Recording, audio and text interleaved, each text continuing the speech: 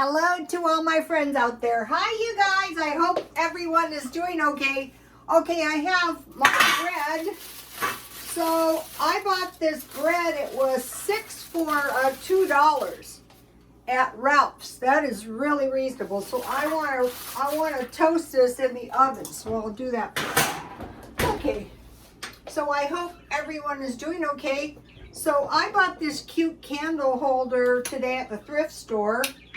I was shopping today and I was shopping very, very slowly. What I have been doing is trying to shop in a very careful way. Look how cute this is. It's got a candle back here. So whoever had this didn't have it in a box and it was a little bit dusty, but it's so cute. So I'll have this for many years. If you've been following me, you may remember, I love this blouse. I've had it for like 5 years.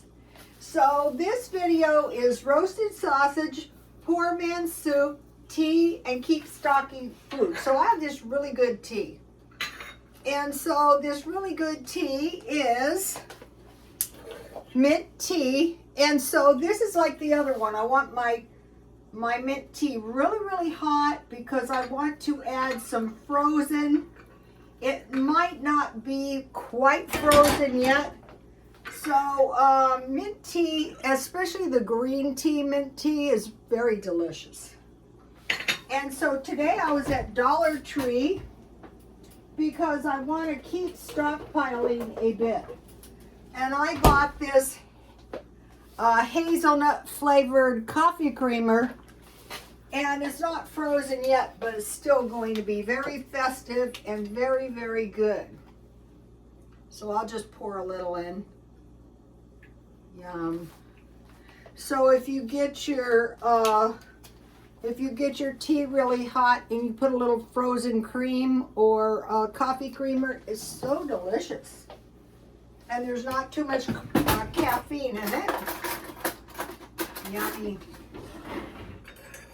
I learned this from the lady in front of me in line one day in Dollar Tree.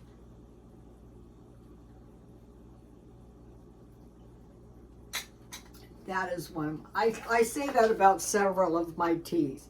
But this, if you had a party, yes. You would be like a food stylist. All right, now. Oh, it's ready. Perfect. Okay. If you get good bread, that's good wheat bread, and you toast it good. Okay, so now I want to leave that on. No, I want to turn this off. Okay, so the first thing I want to talk about is this soup. This is poor man's soup.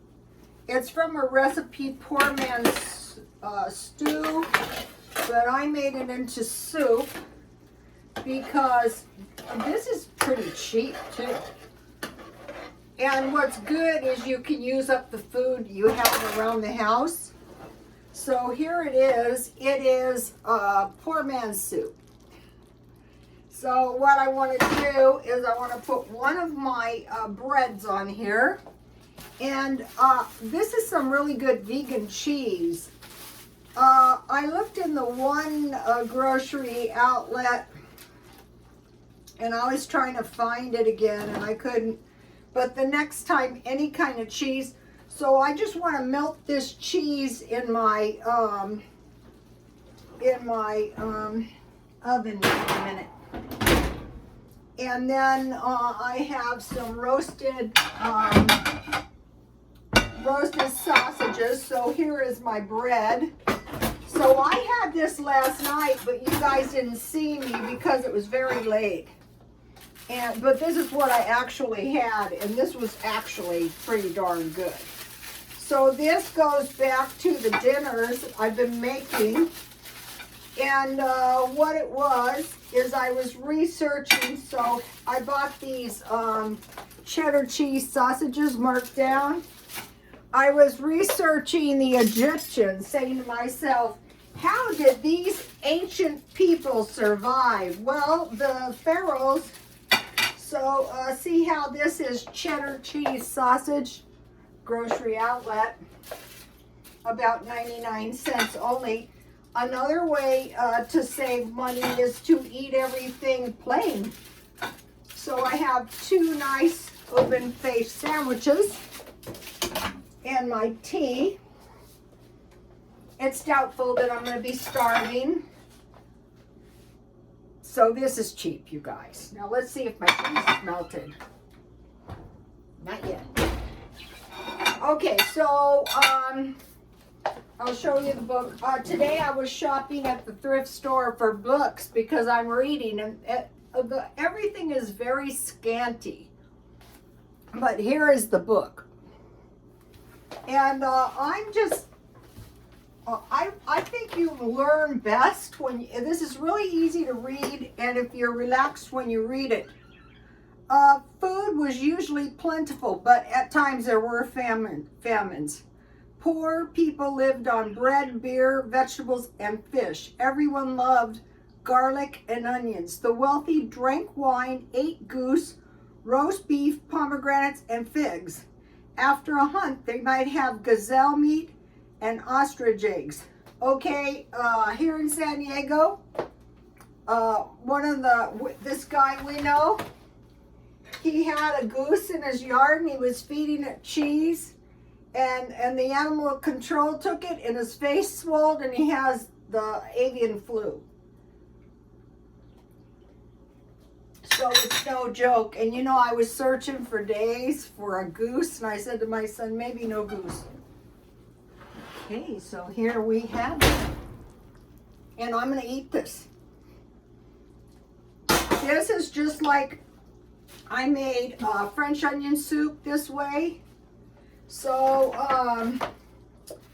the ancient Egyptians, when they buried the pharaohs, they sent goose, bread, and so I added soup. Even if you had the bread and soup, cake and wine, but I'm having grape juice, and we're going to get into this in a minute. Where's my grape juice? So it has occurred to me just a little bit. Now these big ones don't work as well for me because they're like, they say 6 servings, but you know, how much grape juice does one kind of like consume? So, but if you were the Egyptian pharaohs that were considered deities, you would be drinking wine. Okay, so let's think about meat, bread, cake, and wine. Okay, so now I use magic marker to send them on their journey to the afterlife. 116 baskets of fruit, 40 jars of wine, and boxes of roast duck, bread, and cake. So I thought this is really, so this was going to send them on their way to the afterlife. And I was thinking about this guy I knew, and it just popped into my mind too. I was trying to help this guy. He was in really bad shape, and at the time I thought he was a drug addict. And I would see him and I would talk to him and try to get him to do all kinds of stuff, and he wouldn't do anything. I'd try to get him to get to the food bank. He did have an EBT card, but depending on what kind of disability you have, sometimes my friend that I was trying to help had disability, and she had such a little disability. And everybody at this one food bank I took her to, everybody went ahead of her. You know, people like with disabilities, and I thought she has the smallest income of anyone here, I guarantee you. Although she was a homeowner, she had herself a little trailer, but still, you know, that's not going to help you if you don't have any food. So anyway, I finally got him to go to the, I I didn't see him, and what happened is he started going to the park, and they gave him a sandwich. What was it? I have to write everything. A small vegetable or a small fruit and a can of Coke. So you see how this bread and meat and juice is like a sandwich, and you have your cake and you have your juice is almost like this park meal. And I mean, it was unbelievable. And that's when I realized that he was literally starving. I'm looking at my hair, and you know, I did this AI art, and I almost wanted to scream, and I thought, where does this dang hair come from? Well, it looks pretty like my hair. It's on my Twitter and my Instagram. So think about if you had a sandwich, a small vegetable or a small fruit, and a can of Coke, or, you know, some kind of beverage, you could survive. So he was literally living worse than a sandwich. Okay, and then I remembered when my son was a little boy, I used to send him to school a meat and cheese sandwich, usually turkey or ham, a half of peanut butter and brown sugar. It was one piece of bread with butter, peanut butter, and a tiny bit of brown sugar, because I didn't want him having sugar, and I just folded it over to like a half a sandwich for like a snack and like an apple. So that was like a cheese, a meat, a sandwich, a fruit, you know, and then peanut butter. Nuts are very important. Okay, I want to mention this. If you're sick, a couple of people around my YouTube channels have been a bit sick. But when and if I'm ever sick, I will consume 1/2 cup milk, 1/2 cup vegetable juice, 1/2 chicken or beef broth, if all you have is beef bouillon, and 1/2 cup fruit juice. So if you have fruit juice around, it's really going to save you. You want to stockpile this stuff. And so that's 3 times a day. And if you're really sick, you're going to, well, you know, when my husband was sick, I used to bring this stuff to him, and like I would just have to bug him half to death to consume it. And then after I felt better, I would try to eat like a half a turkey sandwich with some 7-Up or some Gatorade. Okay, today I had a chicken sandwich from McDonald's. I used my free app and I got a free chicken sandwich. I bought a pizza. I think these are the best pizzas from Walmart. You can have a nice big piece of pizza. It's $4, so $1. I like $1 meals. And then my poor man's dinner. And these are good. If some is left over, just eat it later. Yummy.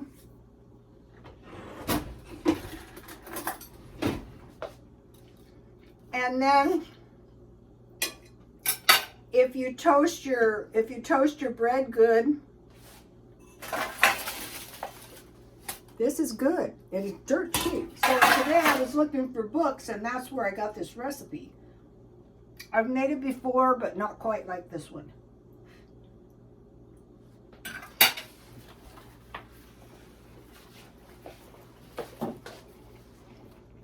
I said this would be perfect for my soup.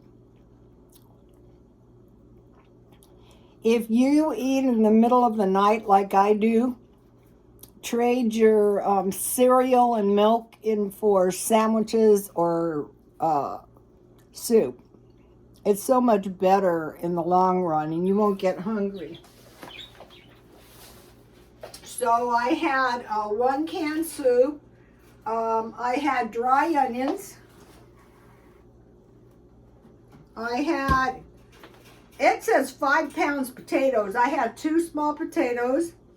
I had a quarter pound ground beef, and salt and pepper.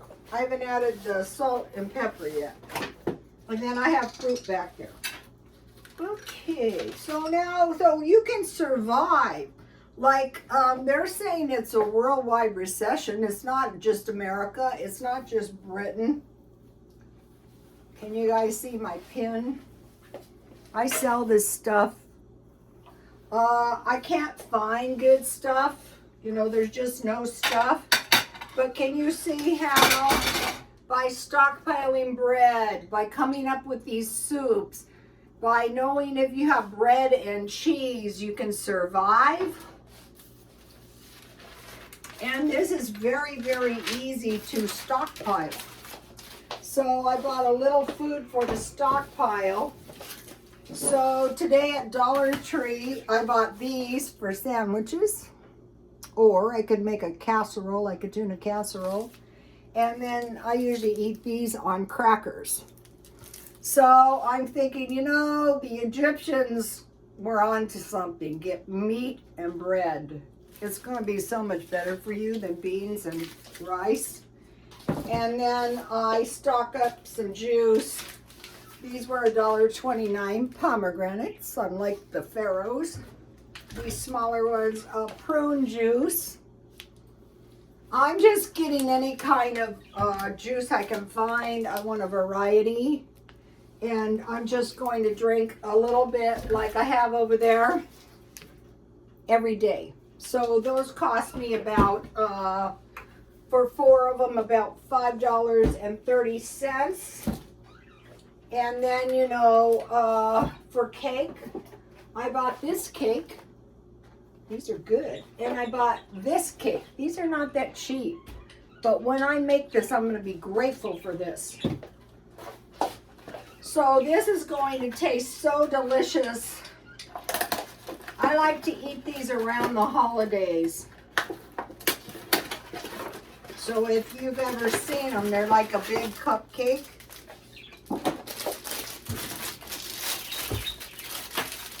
Here it is. This is enough for 2 or 3, I don't know, you could eat the whole thing. Depends, how hungry are you? This is going to taste so totally delicious with my tea.